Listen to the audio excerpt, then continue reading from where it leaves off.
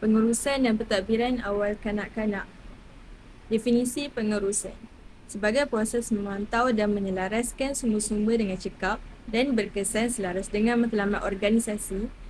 Pengurus adalah seorang individu yang bertanggungjawab secara langsung untuk memastikan bahawa setiap tugas dilaksanakan oleh orang atau pekerja di dalam sesebuah organisasi. Definisi pentadbiran adalah tindakan mentadbir, merancang, mengawal dan mengarahkan pelbagai sumber yang dimiliki oleh seseorang syarikat perniagaan dalam organisasi. Oleh itu, pentadbir mempunyai pengetahuan yang luas untuk bekerja di pelbagai bidang seperti pemasaran, pengiklanan, perniagaan, antarabangsa atau perdagangan luar negeri. Sistem maklumat pengurusan persekitaran dalam setiap taska tadika akan mengalami pelbagai masalah yang tidak dijangka seperti kekurangan pekerja, makanan, peralatan yang tidak mencukupi dan sebagainya. Ini kerana pengurus yang tidak memiliki berat keselamatan di dalam taska dan tadika, pengurus yang benar-benar memiliki kejayaan atas taska dan tadika, mereka lebih berkomitmen untuk membuat pengurusan yang lebih baik. Selain itu, pengurusan yang baik boleh menarik minat ibu bapa dan kanak-kanak untuk belajar di tempat tersebut. Dengan kemudahan lengkap dari segi keselamatan dan keselesaan, memberi keyakinan kepada ibu bapa untuk tinggalkan anak-anak mereka di taska dan tadika. Assalamualaikum warahmatullahi wabarakatuh. Nama saya Nurul Fatia binti Adnan daripada kelas 2D akan membentangkan etika perguruan. Etika diperoleh daripada perkataan Greek yang membawa maksud sifat, karakter, sikap dan adab yang menentukan tingkah laku sesuatu golongan. Ringkasnya, etika didefinisikan sebagai sains moral dan prinsip-prinsip moral. Ia bertanggungjawab menentukan sesuatu tindakan seseorang itu baik atau buruk. Atau dalam erti kata lain, etika ialah mematuhi nilai-nilai moral. Sebagai seorang guru, sememangnya mereka mempunyai kod etikanya yang tersendiri. Kod etika perguruan inilah yang dijadikan rujukan oleh para guru. Kepentingan kod etika ini tidak dapat dinafikan lagi kerana dengan adanya kod etika ini, para guru dapat menjaga tingkah laku sebagaimana yang patut diamalkan oleh seorang guru. Antara contoh tata tersilat etika perguruan ialah tanggungjawab terhadap pelajar. Sebagai contoh, guru lebih mengutamakan kebajikan dan keselamatan pelajar berbanding hal lain. Selain itu, bersikap adil terhadap setiap murid tanpa mengira faktor jasmani, emosi, politik, ekonomi, sosial, keturunan maupun agama. Kedua, tanggungjawab terhadap ibu bapa pelajar. Contohnya, menganggap semua maklumat yang diberikan oleh ibu bapa mengenai rumah tangga atau anak mereka sebagai sesuatu yang sulit dan tidak akan dibocorkan kepada sesiapa kecuali mereka yang berhak mengetahuinya. Selain itu, mengelakkan diri daripada mengeluarkan kata-kata atau melakukan sesuatu yang boleh menjejaskan kepercayaan pelajar terhadap ibu bapa mereka. Akhir sekali, tanggungjawab terhadap masyarakat dan negara. Sebagai contoh, guru perlu mengelakkan diri daripada menyebarkan sesuatu ajaran yang boleh merosakkan akidah pelajar atau yang bertentangan dengan rukun negara. Selain itu, mengelakkan kerjasama dan persefahaman antara guru dengan ibu bapa, institusi pendidikan dengan masyarakat. Alat permainan yang menyokong perkembangan kanak-kanak. Definisi bermain boleh dinyatakan sebagai cara kanak-kanak belajar tanpa diajari oleh orang dewasa melalui pengembaraan dan pengalaman yang melibatkan komponen fizikal, kognitif dan sosial secara spontan. Bermain juga sangat penting dalam membentuk kemahiran intrapersonal dan sosial kanak-kanak. Sebagai ibu bapa, perlu mengenal pasti ciri kanak-kanak yang mengalami masalah bermain. Contohnya dari segi pergerakan, dari segi perlahan, tinggi ataupun rendah, kurang aktif atau berminat pada aktiviti yang melibatkan duduk, masalah tingkah laku terlalu ganas atau terlalu aktif, kurang tumpuan atau kurang sosial interaksi dan berkomunikasi. Sebagai orang dewasa, Antara peranan yang boleh membantu dalam perkembangan kanak-kanak ialah memberi sokongan dan tunjuk ajar. Dengan itu, pelbagai jenis-jenis permainan yang dapat membantu perkembangan kanak-kanak.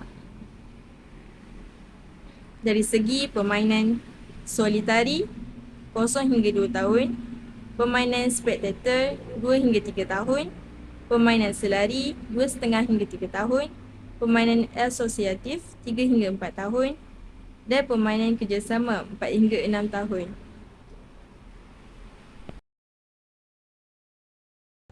Seterusnya, saya akan membentangkan perancangan penyediaan ruang kelas yang selesa di taska atau tadika.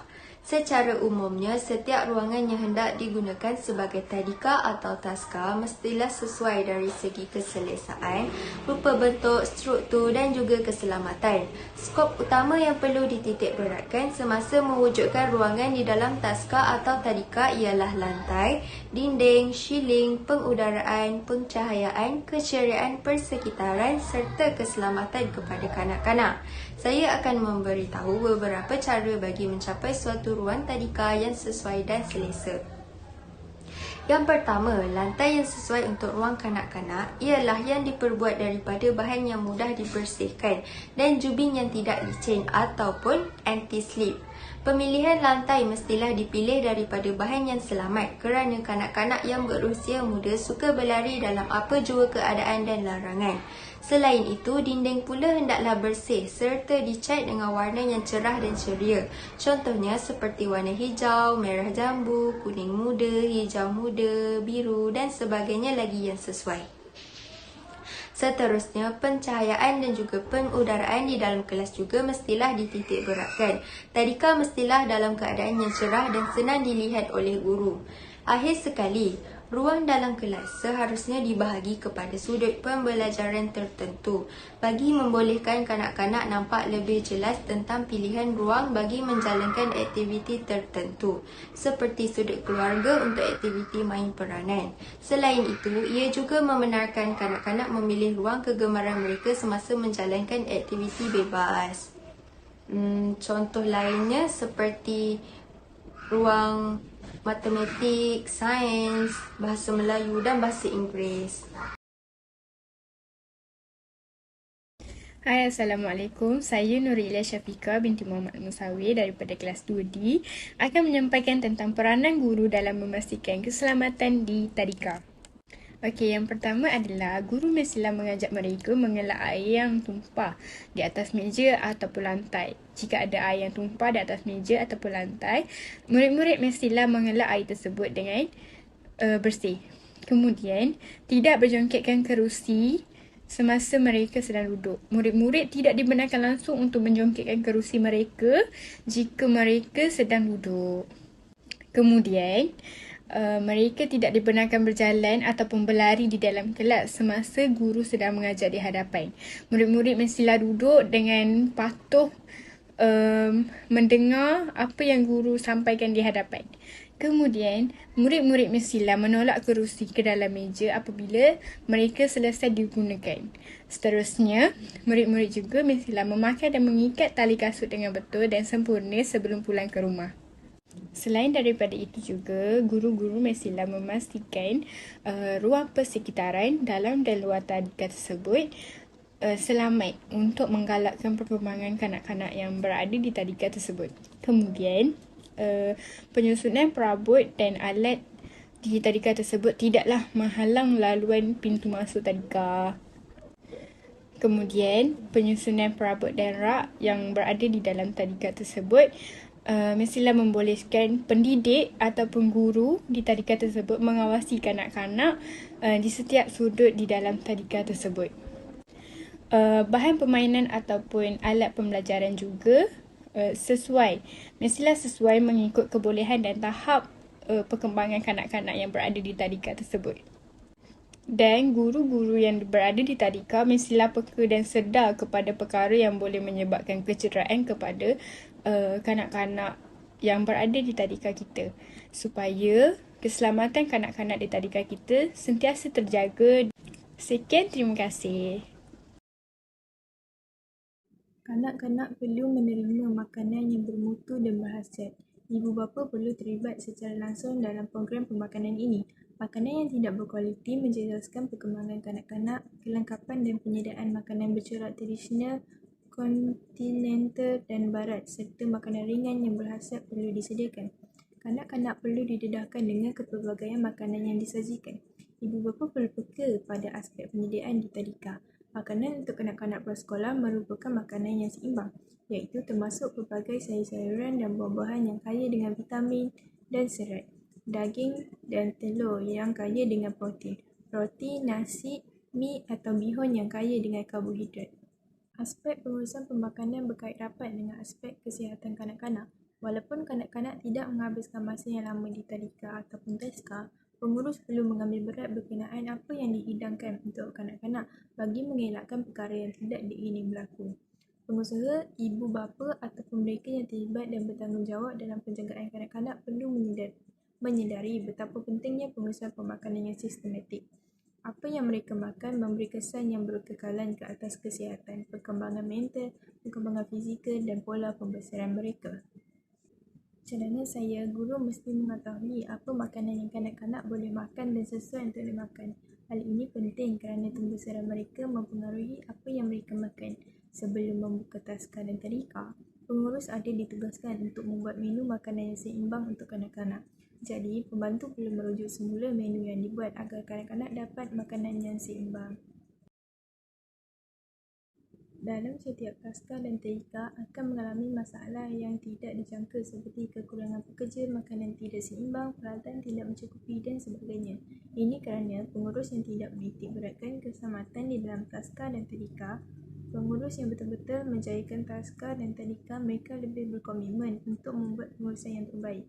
Selain itu, pengurusan yang baik boleh menarik minat ibu bapa dan kanak-kanak untuk belajar di tempat tersebut.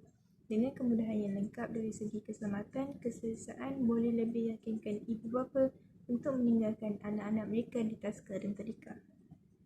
Setiap masalah yang berlaku mesti ada jalan penyelesaiannya, tidak kira walaupun melibatkan pihak atasan. Oleh kerana itu, pengusaha ataupun guru-guru perlu bekerjasama untuk menyelesaikan masalah dengan mengadakan mesyuarat dengan semua pihak.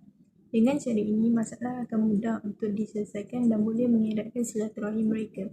Segala urusan di taska dan tadika adalah sangat rumit. Ini kerana pihak tertentu sahaja yang boleh ambil tindakan yang sepatutnya. Akhir sekali, pengurusan taska dan tadika perlulah mengikut syarat-syarat yang ditetapkan seperti membeli buku panduan di Jabatan Kebajikan Masyarakat dan pergi ke kursus yang telah ditetapkan. Kesimpulannya, dalam setiap taska dan tadika akan mengalami masalah yang tidak dijangka seperti kekurangan pekerja, makanan tidak seimbang, peralatan tidak mencukupi dan sebagainya. Ini kerana pengurus yang tidak menitik beratkan keselamatan di dalam taska dan tadika. Pengurus yang betul-betul menjayakan taska dan tadika, mereka lebih berkomitmen untuk membuat pengurusan yang terbaik. Selain itu, pengurusan yang baik boleh menarik minat ibu bapa dan kanak-kanak untuk belajar di tempat tersebut. Dengan kemudahan yang lengkap dari segi keselamatan dan keselesaan boleh lebih yakinkan ibu bapa untuk tinggalkan anak-anak mereka di taska dan tadika. Selain itu, mereka yang berkemampuan untuk membuka taska dan tadika sendiri perlulah ada banyak pengalaman dari bidang pendidikan awal kanak-kanak dan tahu tentang cara-cara untuk menubuhkan taska dan tadika tersebut. Sekian, terima kasih.